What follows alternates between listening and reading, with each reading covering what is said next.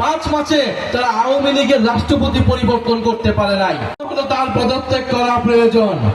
রাষ্ট্রপতি পদত্যাগ করবে না, হয়তো সরকারি রাষ্ট্রপতিকে সরিয়ে দেওয়ার পরিকল্পনা করছে। চিন্তা করে দেখুন, এই বিএনপি সরকার যারা বলে 2/3 আসন পেয়ে তারা সরকার গঠন করেছে, 5 মাসে তারা আওয়ামী লীগের রাষ্ট্রপতি পরিবর্তন করতে পারে নাই। যেই সরকার আওয়ামী লীগের রাষ্ট্রপতি পরিবর্তন করার সক্ষমতা রাখে না, সে দেশ পরিবর্তন করবে কিভাবে? আমরা মনে করি ফ্যাসিস্টের দোষর চুপ্পু পদত্যাগ করলে হবে না, পদত্যাগের পরে তাকে গ্রেফতার করতে হবে। কারণ গণহত্যায় তার সমর্থন রয়েছে, দুর্নীতিতে তার স্পষ্ট প্রমাণ রয়েছে যে দুর্নীতিবাদ।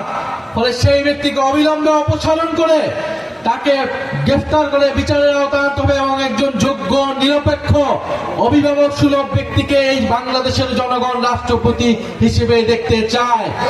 আমরা দেখেছি বিএনপি সরকার অতীতেও রাষ্ট্রপতি নিয়ে অনেক টালবাহানা করেছেন। কোন জনপ্রিয় ব্যক্তিকে, নিজের দলের ব্যক্তিকেও তারা রাষ্ট্রপতি হতে দেয় না।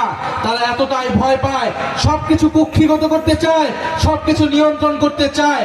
আমরা দেখব বিএনপি সরকার এবার কাকে রাষ্ট্রপতি নির্বাচন করে।